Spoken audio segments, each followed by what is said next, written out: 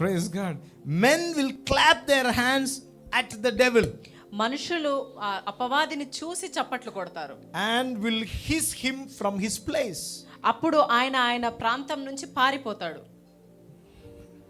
When you clap the hands, మీరు చప్పట్లు ఎప్పుడైతే you're కొడతారో telling the devil, get out.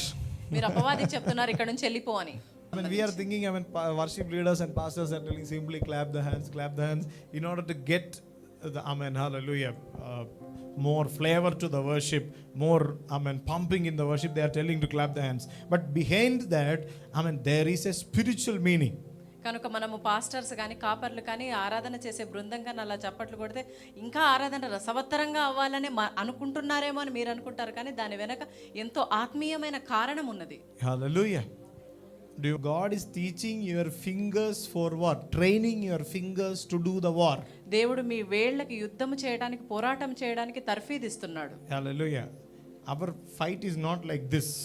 మన యుద్ధము అనేది ఇలా జరగదు. Our fight is like this. ఇలా చప్పట్లు కొడుతూ జరుగుతుంది. Amen. ఆమేన్.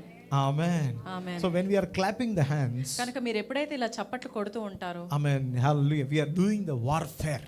మనము యుద్ధ రంగంలో ఉన్నాము, Oh, యుద్ధము చేస్తున్నాము. hallelujah. Devil is so much scared about these claps. అపవాది ఇటువంటి చప్పట్లను బట్టి ఎంతగానో భయపడుతూ ఉన్నాడు. Hallelujah.